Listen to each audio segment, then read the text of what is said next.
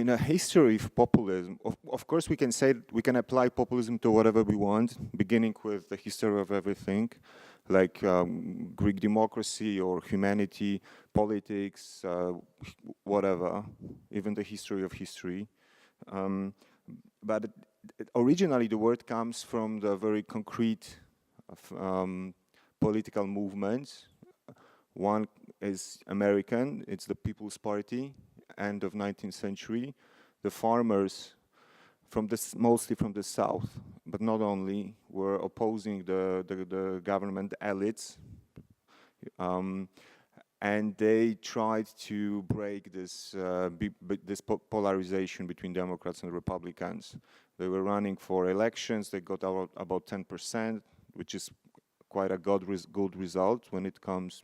It's quite often political movements or significant persons try to join this mainstream American politics.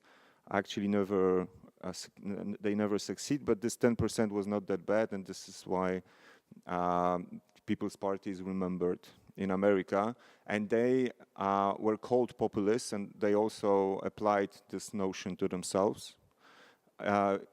Parallelly, in the history, you had also the populist movement in Russia.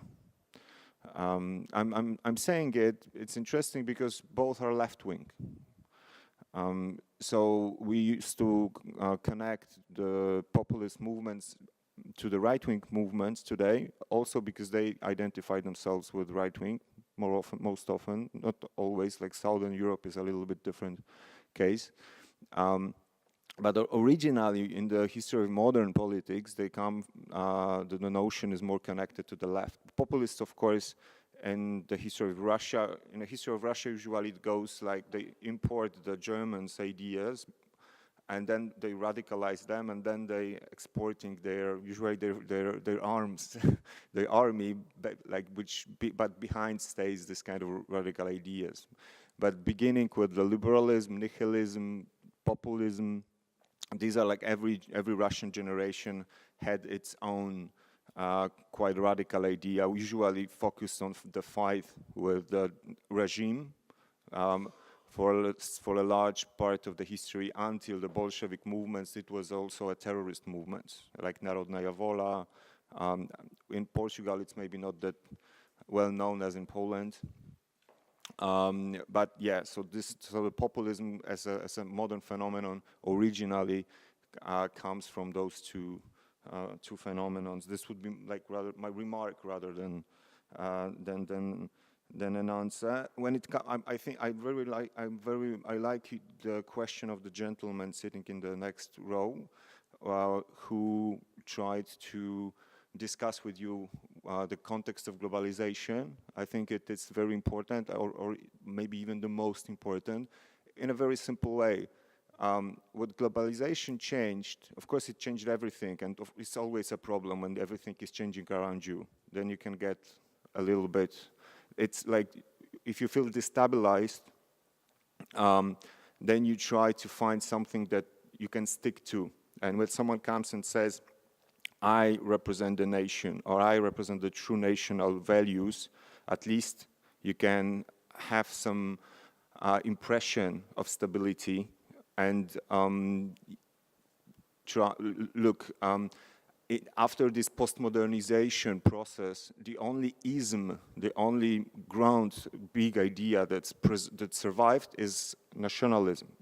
You cannot say really that socialism exists like it existed before. Like usually they are like, we have much bigger distance to most of the ideas, even to liberalism. People are not ready to fight for it like they fought before. The only exception is nationalism. Nationalism still have its own fighters, fanatics, and theoreticians, etc. But actually, this is not my remark about globalization. My remark about globalization is much more simple.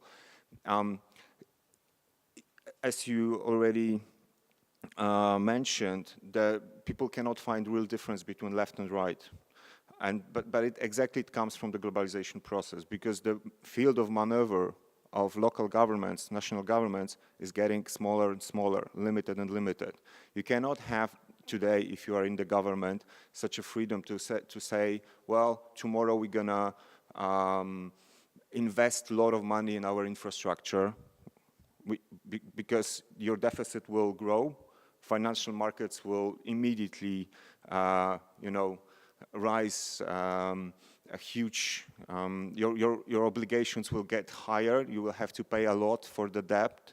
Everybody will, like the capital from your stocks exchange will immediately outflow, and then you will pay a lot for your idea to invest in social services in your welfare state. So what is forbidden in a sense that you will be immediately punished by financial markets is rather the regulation, privatization, like those very neoliberal politics that usually financial markets like. They are not neutral politically. It's not that there is a conspiracy of financial speculators. They just like more the markets that are more deregulated, that are more economically free. So this is why you can change politicians, but you cannot change politics. This is the impression of the people. You change, you vote for SPD, you vote for CDU, you have the same politics. And also also because they have grand coalition, they had the same in Austria. People have an impression that they have no influence. This is why they are trying to outvote all the parties, finding this party or this anti-party that it's criticizing them in a most convincing way, the establishment as all parties together. This is why globalization has this general main impact on and creates populism indirectly, of course. I think also that the important thing is this, this demand supply. Do you remember this graph? I think the currency is important. And as we discussed it yesterday in the dinner, the currency in the politics change. Currency, of course, as a metaphor. The way how you do the politics is not any parties, they don't write programs. They don't even, a decade ago, they produced narratives.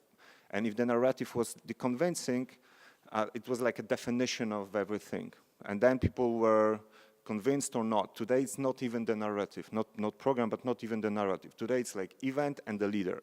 Politics is very personalized. And then if the competition is between persons and events, true, it must be the most attracting. It must be, scaring. It's the easiest way to attract attention. People generally, if they are not journalists, if they are not well educated, if they not have a good interest, good reason to follow politics, they say it only when politicians give you something very concrete, like money. Populists are good in it, or they take you something. And actually, like responsible politicians very often take something from you. Like raising taxes and etc. This is why this opposition between populists and elites is more and more visible today. But it was like general remark. To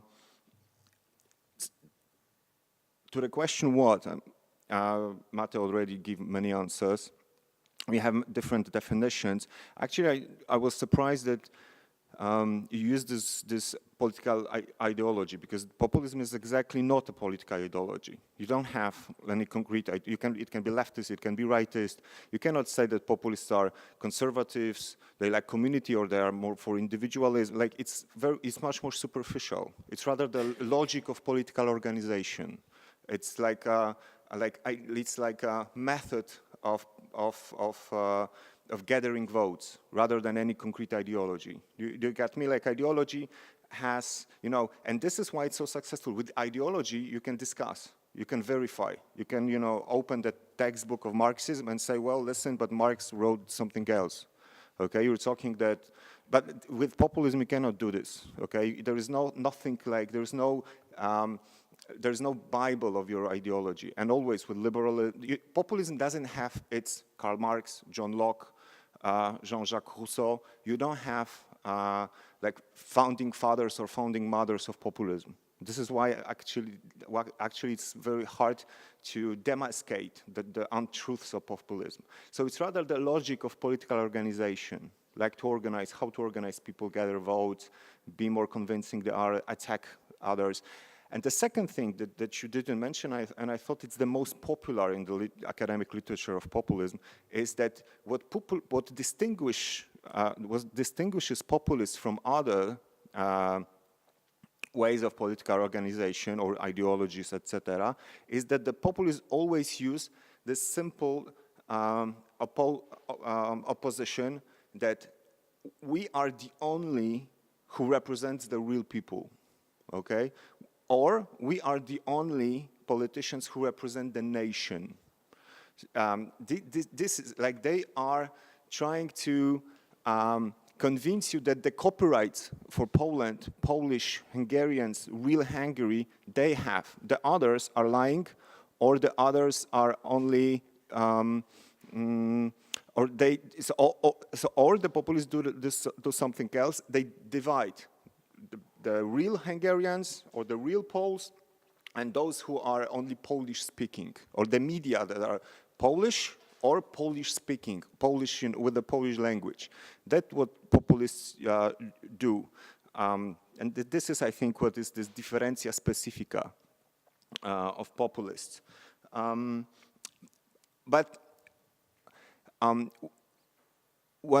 You also were talking, I mean, but it's not like criticizing of you, but like referring to what you said, because no, of course, everybody likes to be criticized, me even more probably. The things that, with the rest I agree, and I don't want to repeat. This is why I'm referring to what Mate said.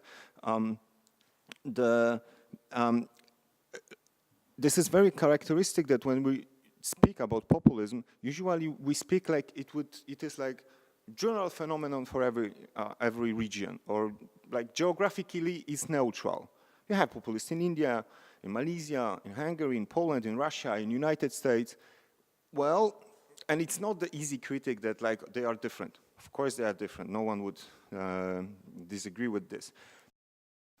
But I would like to show you, focusing on the difference between Eastern and Western Europe, that there are really two different realities. Look at the simple difference. If you will divide Europe to Northern, Southern, Eastern, and Western, and the most simple opposition is Eastern and Western, or the most clear, because of history, geography, our neighbors, your neighboring ocean, we're neighboring Russia, it's a little bit different situation. Politically, populists, if you agree with me that Eastern Europe it's from Baltic countries to Macedonia, more or less, and then starts Southern Europe. So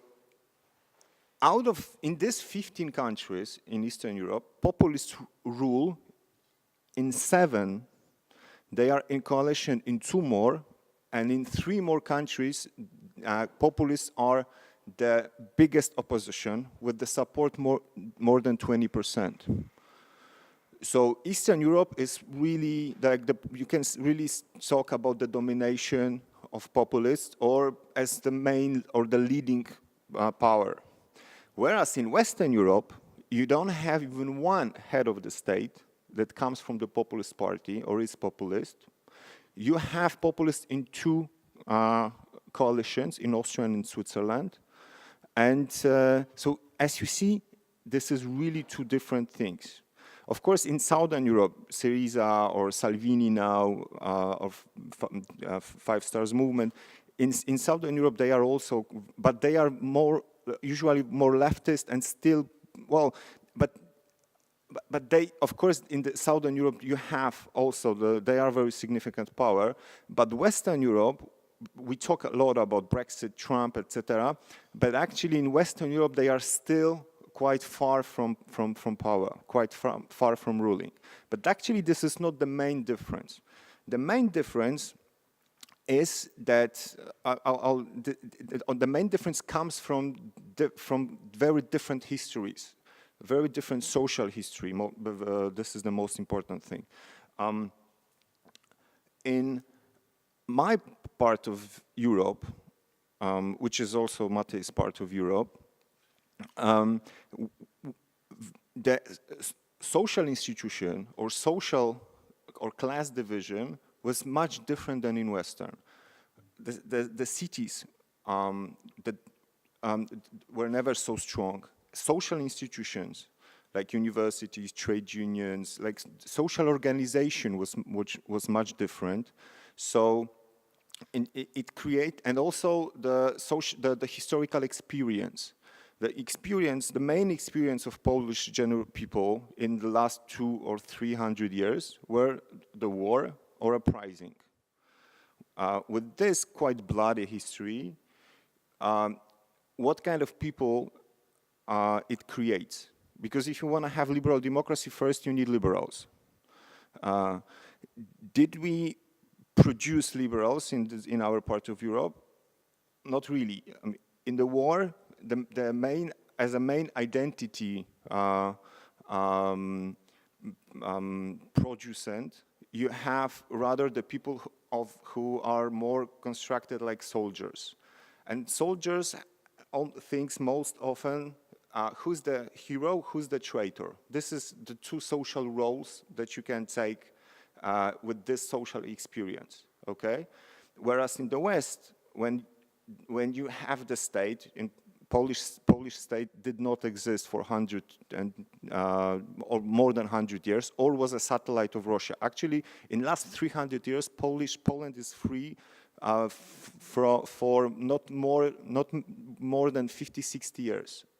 So it's a really different situation. Hungary or Czech Republic, Ukraine was like existed on a map for like not more than 30 years taken together, 35 maybe. So it creates really very different people, not really citizens, conscious of its citizens' rights, human rights, etc., and much less individualistic society. So it's a very, very different. So I'm telling you this because in the Western Europe, you have people who are more. The main experience of those people is, for example, capitalist economy. In capitalism or in the market economy, you cannot like kill your opponent. Because you have to do the trade. You learn how to negotiate. You learn how to deal with someone in a more peaceful way.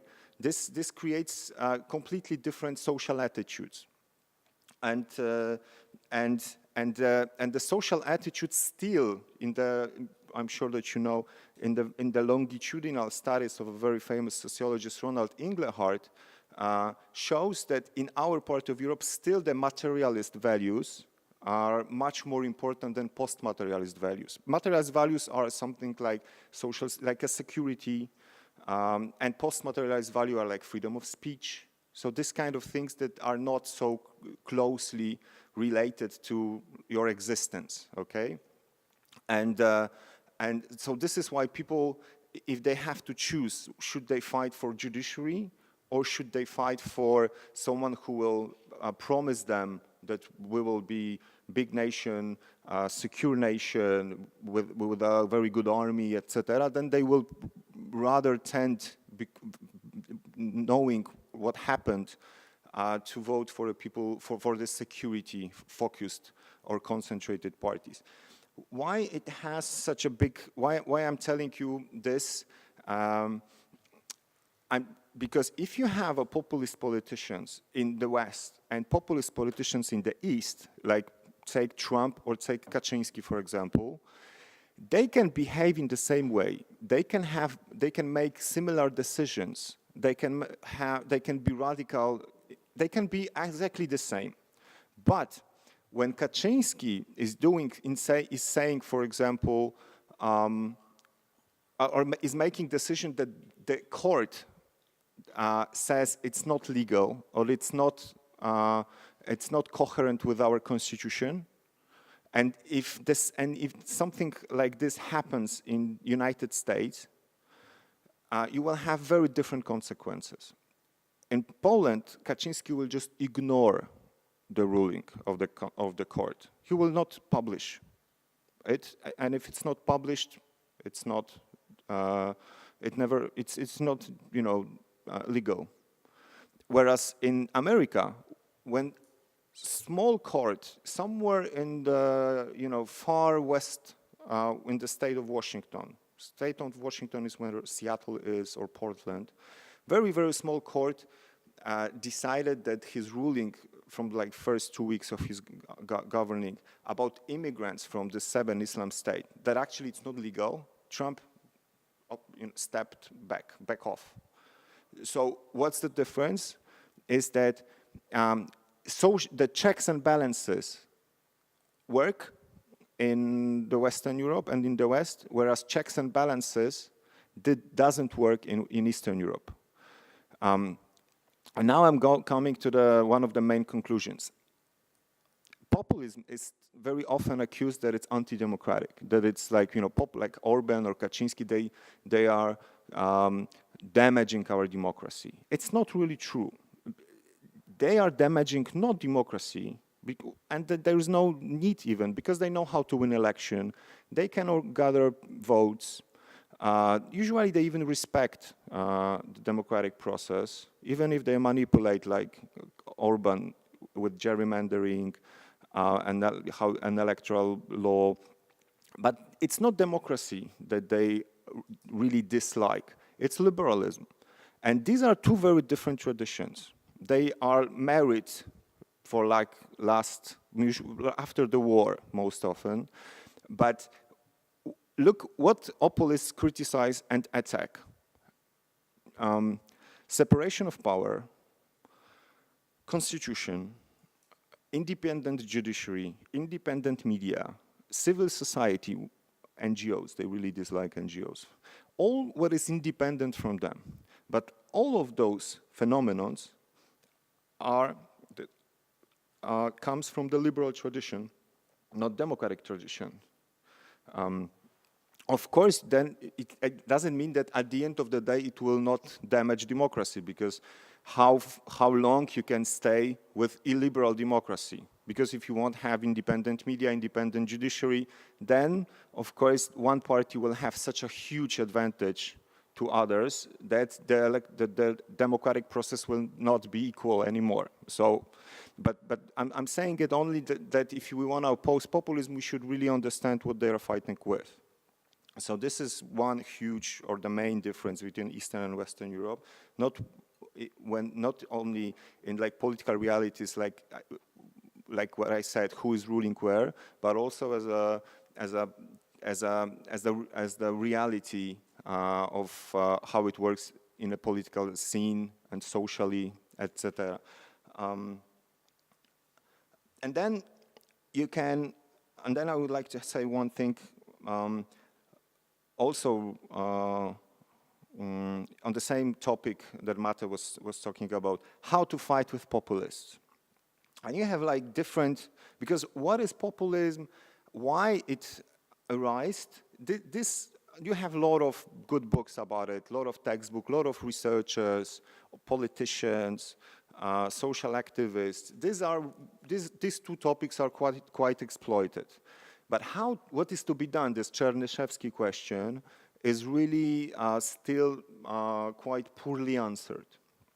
And then you can distinguish few types of opposition to populism. One is actually Mate's way. Let's be a little bit like them, okay? And this is also an answer that comes from different sides. The best two examples in the real politics is Mark Rutte in the Netherlands, who was in danger of losing last elections, that were, I think, March 2017, with Geert Wilders. And he, as a liberal politician, being afraid that he will lose elections, a week before elections, he published an open letter to the society with the title, "Be Normal or Leave," which was exactly the same message that Geert Wilders was announcing to the people. And then he won election. The example of politician who did not succeed is Horst Seehofer in Germany, the leader of CSU, of the party in Bayern. He was trying to do the same, behaving like AfD, the populist party, but actually he did not succeed. populists were more credible, because, you know, if they see a politician who was before, you know, liberal and now he's not liberal, they prefer the original from the copy, okay? You can have also, it's maybe the same school but different realization. A kind of a populist in a certain sense was Macron. He was a populist in form and anti-populist in content. Okay, he was attacking populists, promising very ambitious ideas, mostly about the big reform of Europe, which actually was also a little bit appealing to this French imperialism, like, let's, you know, French will again lead Europe, will save Europe, etc. He was playing very smartly with this, but in the same time, he was using a lot of populist techniques. I will be beyond left and right. I will not build a party. I'll build a horizontal movement, okay? I don't like establishment. I will really, I'm for the normal people. I will put normal people in the parliament. So I'm not gonna, on my list, you will not find politicians, you will find just normal people, okay? And this is actually what he did. So he was, you know, in the same time Trump was running for his presidency, and they were using really very similar techniques, being totally, so it was kind of an anti-populist populist. And also in the theory, you have academics from the left and from the right and liberals who are also trying to use the same. There is a very famous book of Madeleine Albright called Fascism, a Warning. Or there is a book of, actually, it's a better example is Chantal Mouffe, the left-wing intellectual, who was saying, don't call populists in a worse way, let's invent our left-wing populism, okay? Then you have, then actually Albright is the good example of a different attitude, that also Tim Snyder is a very big adherent. Let's criticize them as most as is possible. Let's demascate them. Let's call them fascists. Let's call them anti-democrats, etc. People will get worried, and then they will finally understand that, you know, that they're making mistakes. It doesn't work. It's like doing fact-checking to the fake news. Okay, let people, you know, people are wrong. They're making mistakes voting for a populist because they don't know. So we're gonna, you know, create watchdogs, fact-checking portals, and we will tell what is fake news, what is not fake news. Fake news emerged exactly because the truth is more complicated phenomenon than in, you know, that what is false, what is true. It's a social phenomenon. And social phenomenon is multidimensional. If what is truth, what is not, the message that comes from reality stays in discrepancy with your economic situation, then you don't have, like, it's not enough to believe in what they are saying to you, what is truth, what is not. Or even if you know that this is true, this is not, that this is democracy and this is not democracy, but you feel like shit with this, what they tell you that is democracy, then you will not care about these truths, and then you can choose fake news. It's just more complicated phenomenon. So, like, truth will not defend itself in the era of post-truths. This would be the simple answer. And then there is and then there is also, okay, so if there is if I understand that there is not much more time, not many more time, so I will tell you only about one last interesting research. Thomas Piketty, that you know well as a famous economist, he just 3 months ago published interesting research. As always, Thomas Piketty is doing, he did it in the most simple way. Like in the book of Capital, he just checked, you know, what was going on with the wealth, and this was the most simple thing that economists didn't do. And then, you know, what came out of it, you know well. This time he took the voting results, election results from 3 countries, France, UK, and USA, from 1947 till 2017. So from this post-war period. And then he compared it with what people declared in the exit polls about their life.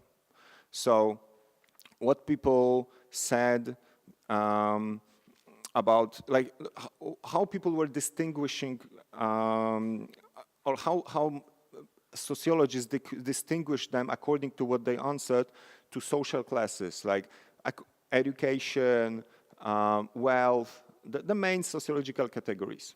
And what he found out is that traditionally on the left, on the right were voting people who are rich and well educated. So like people with the bigger social capital, economic capital, cultural capital. Whereas on the left, we're voting traditionally in a history where people who are poorer and less educated, like a working class, more or less. In the course of a time, it changed, and today, on the right, still vote people who are rich, still vote people who are not badly educated, although less and less, whereas on the left vote people who are poorer, but who are well educated. So who is lacking in this picture? You have one on the right, right is controlled by the financial elite, left is controlled by the intellectual elite, working class or poor people don't control anything.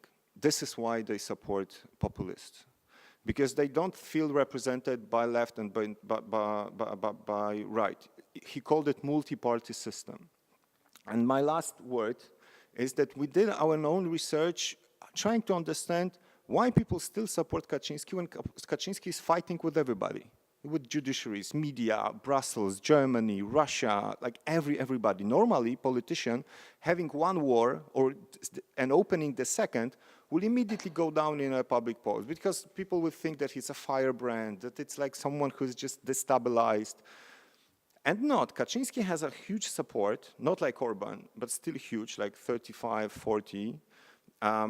And no matter what he's doing, like people don't care, they still support him, even if they don't support each of the campaign. And they don't. Usually, whatever he does, he has majority against him, but still people support, when they are asked what party you support, still Kaczynski party is first. So we sent sociologists to the small town where the support for Kaczynski is even higher than in a public polls and in election, 10%. And we asked them about main issues, like abortion, constitutional court, like the main issues of social debate. And then we compared it, we distinguished between two classes, middle class, popular class. And we asked them what they think about Kaczynski, what they think about this campaign that he's doing, and realized first that the town is not a shithole with a huge unemployment, nothing works, and it's like dirty, etc. It's like quite modern place when the unemployment is even a little bit smaller than average in Poland. People are in the restaurants walking with the children, the buildings are renovated. Of course, there are some problems, but generally it's a really nice town it's a really good environment to live. Then we started to talk to people, and we didn't find people that are angry or like they don't like West, they are anti-European. Support for Europe in Poland is the largest in EU. 88% of people like the idea of European integration. So we realized that the main theory why populism arose, so the typical theory goes like this. Neoliberalism created inequalities. Inequalities created a mass of people that feel relatively deprived. And this is why angry people support populist party. Not really. By economic results, civic platform that ruled Poland for 8 years had the best numbers in Europe. We had no recession in Poland. Inequalities are going down, slightly but going down. And Kaczynski won election with a huge support. So the typical theory doesn't apply to Poland, and probably not only to Poland in the Eastern Europe. You can say maybe refugees. Poland have no refugees. Okay? So what happened? For people that we found there, they were perceiving Kaczynski as a Western politician. They were perceiving their own life as a successful life. They were not angry and anything. what problem they have with the previous government was more or less post-politics.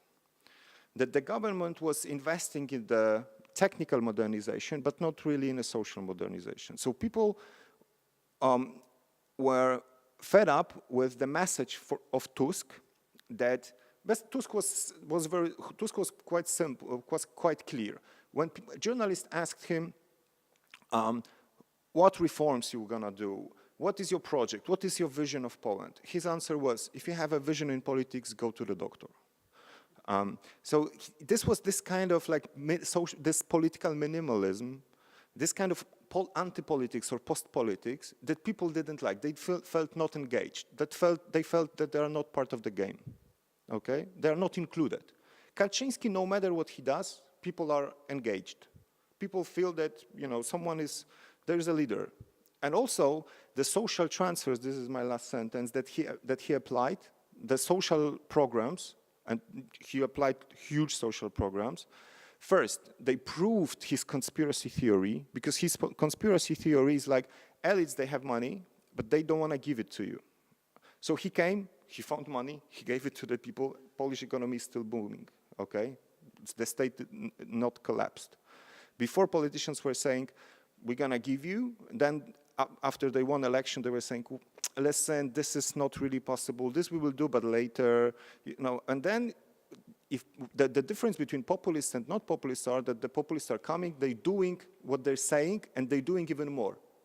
So people can be fed up not only with economy, not only with refugees, but also with post-politics. And this is my last sentence. Thank you.